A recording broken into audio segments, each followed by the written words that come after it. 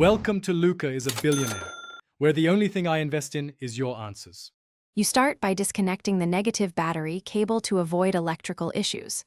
Once done, pop out the small plastic caps and remove the visible 10 mm screws around the armrest and handle. You want each fastener bagged and labeled.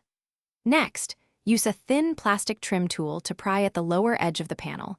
Work along the seam and release the retaining clips progressively instead of forcing one spot, because even pressure prevents clip breakage and makes the panel come free safely. With the panel loosened, reach behind to depress the inner handle rod clip and slide the metal rod free. You need to remember its orientation for reassembly. Then, unplug each electrical connector for the window motor, mirror, and door lock. Lay the switch assembly on a soft cloth to avoid scratches. As you free the top edge from the window channel, support the panel's weight with your other hand so wires don't pull. This prevents sudden drops and damaged harness. Now lift the panel upward and out to clear the door lip, then set it face up on a workbench. Inspect all plastic clip posts and replace any that are cracked. New clips are cheap and prevent rattles. If a connector or rod won't release, don't yank. Use a small pick to depress the retention tab while you pull.